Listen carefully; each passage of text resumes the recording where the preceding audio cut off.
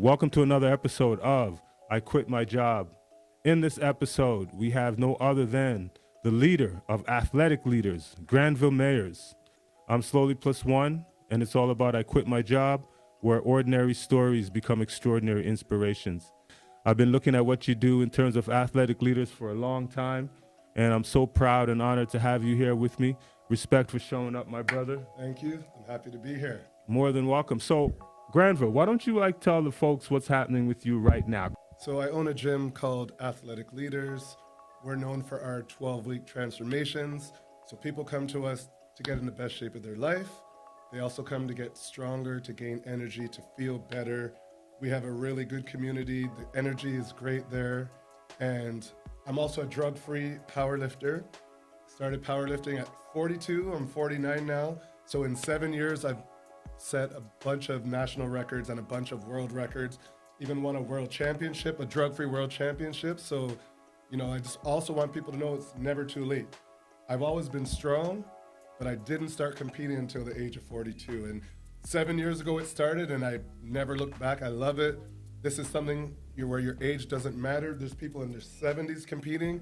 So I'm 7 years in, but I don't plan on stopping anytime soon. Nice. As you hear that, it's never too late to start. It's never, ever too late to start. As you know, this is I Quit My Job. This is all about taking that journey, going on that unconventional route. Right. Share that story, brother. So I always was a part-time trainer. So no matter what job I had, I would train people in the evenings. And I was at a bunch of different gyms throughout Mississauga. And, I had a full-time job. And a little situation happened when I was younger, not who I am today. And it forced me to have to be a full-time trainer. It didn't force me to be a full-time trainer, but it forced me to figure out what else am I gonna do with my life. So I knew when this situation happened, it happened for a reason. We got over it, we overcame it, we beat the adversity. And I just started doing what I love full time. So it made me grow as a person. It made me grow as an entrepreneur, as an owner. And that situation, if it didn't happen, I probably wouldn't be Coach Granville today. I'm very thankful that the situation happened, and we're celebrating 21 years now. So I went from being a part-time trainer because I had a full-time job to dealing with the situation, getting over it, and doing what I love.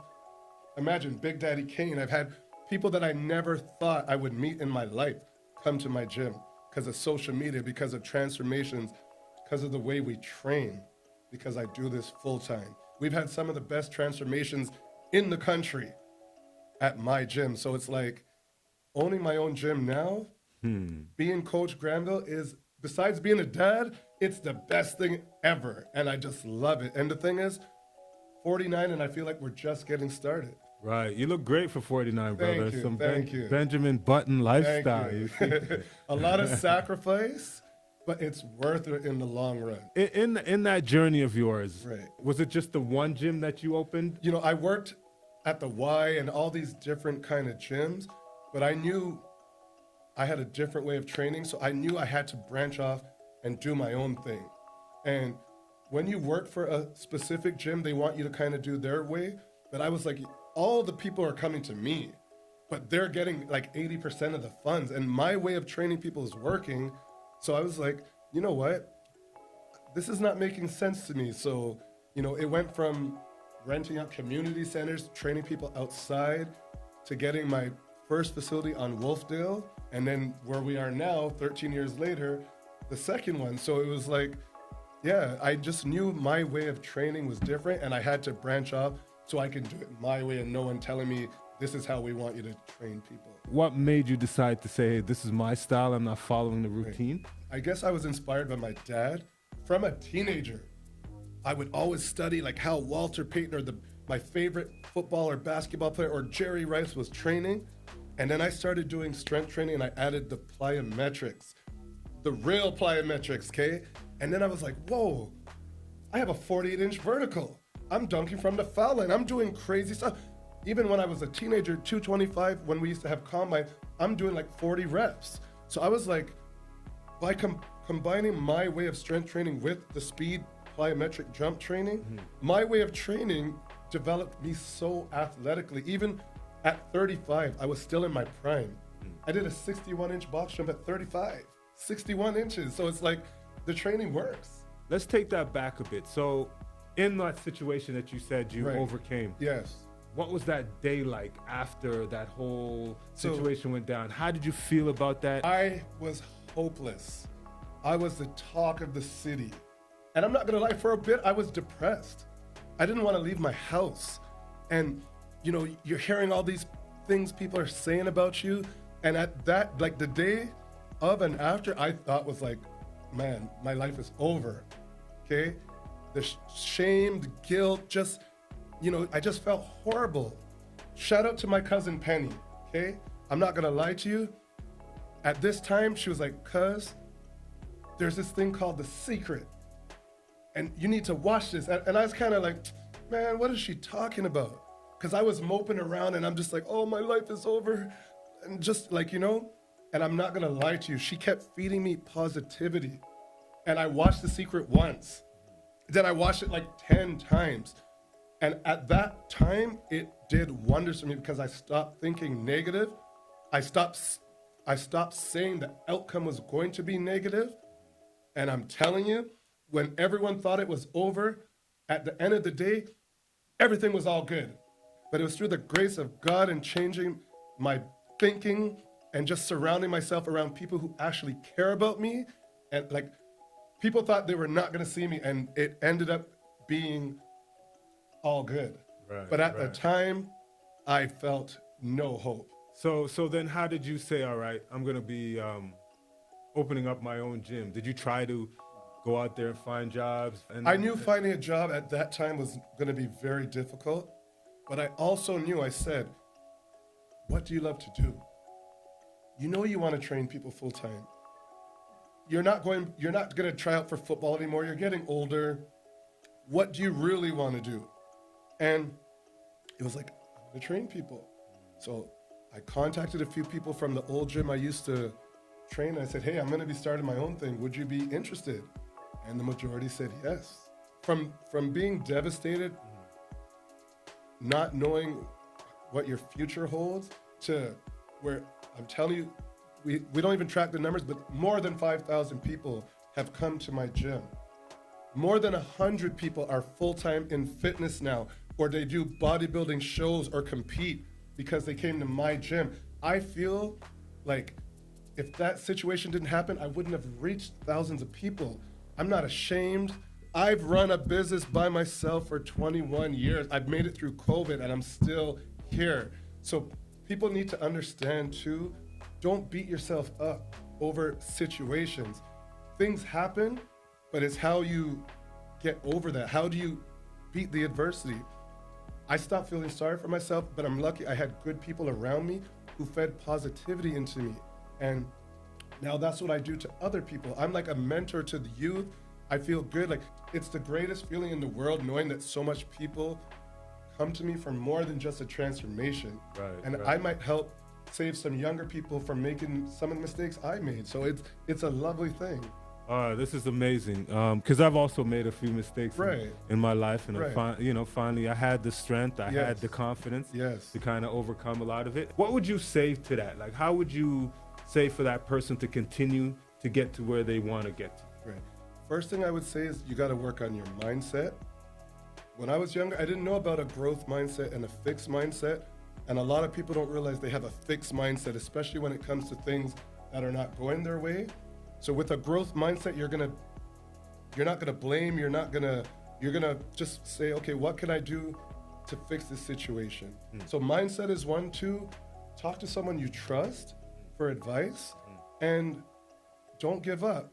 But if you have the proper mindset and the right people around you, they could help you come up with a solution for what you need to do. Don't keep it to yourself. Don't bottle it all up inside. You have to, for your own mental health and well-being, you have to speak to someone you trust, even if it's a counselor, if you don't want to speak to a family member or friend, but you don't have to do it by yourself. And mindset is everything. What are some of the turning points in your lived experience that would make you say, you could say, okay, these were 3, 4 turning points that made me get to where I am now? Well, one, just being a dad. So, I got responsibilities. I have people that are looking up to me, people I have to support. So that was one. And two, just like, I always knew whether you want to be a leader or not, that you are. And there's people looking up to me and how I do things. So I have to lead by example.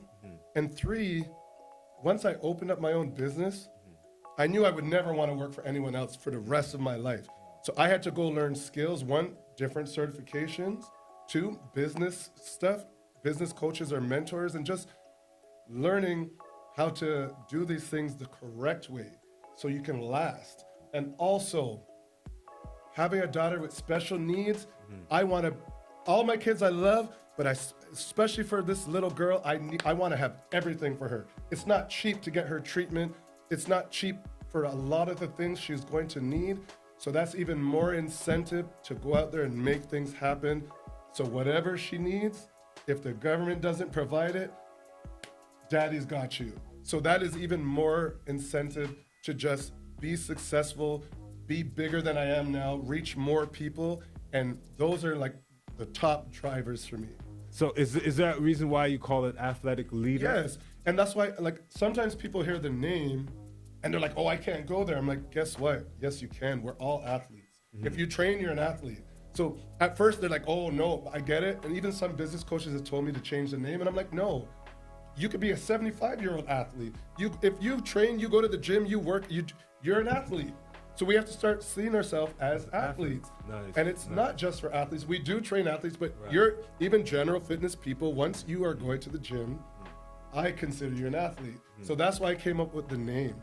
And be the leader, set the tone. And you are getting older. Yes. So do you find any negatives of people saying, hey, slow down, hey, take it easy? Many people. For instance, 2022 was not the best year for me, Right. injury-wise. Right. So now, the naysayers, my DMs are blown up. They're like, Granville, you have nothing to prove. Please stop. And I was like, guys, I appreciate you caring about me. I've been in the gym 32 years. It took 32 years for something to happen. It's the wear and tear. It wasn't me training like a knucklehead.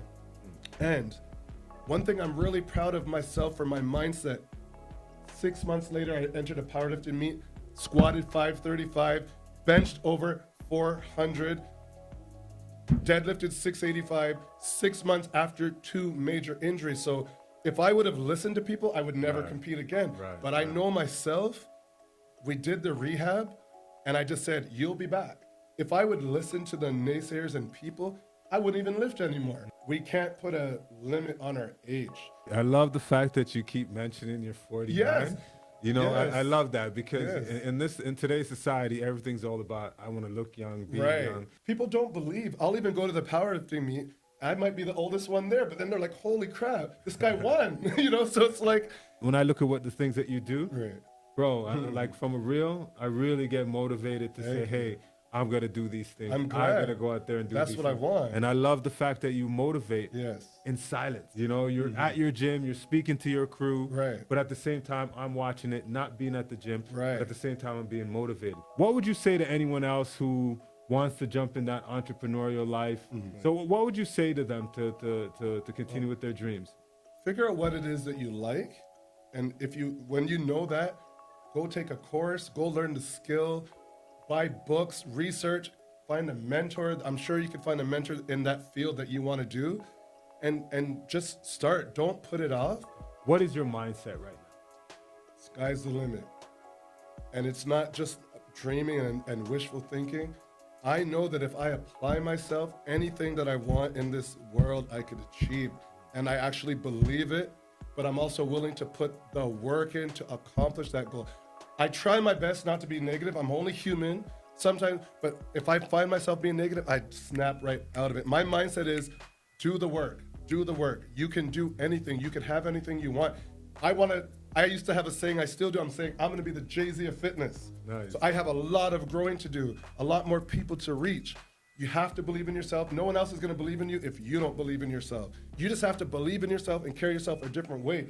And it's not being cocky. It's just saying, I believe in myself, I love myself, and I'm going to make everything happen that I want to accomplish in this world. I feel like everyone should read Relentless by Tim Grover. I think everyone should read Can't Hurt Me by David Goggins, and Growth Mindset by Carol Dweck. That will change how you think about mindset 100%.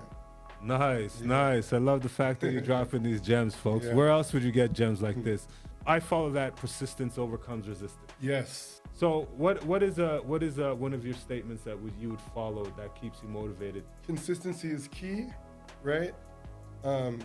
If something's important, do it every day. This is a really special interview that I had with you, man. I really appreciate you coming in and blessing us with I Quit My Job.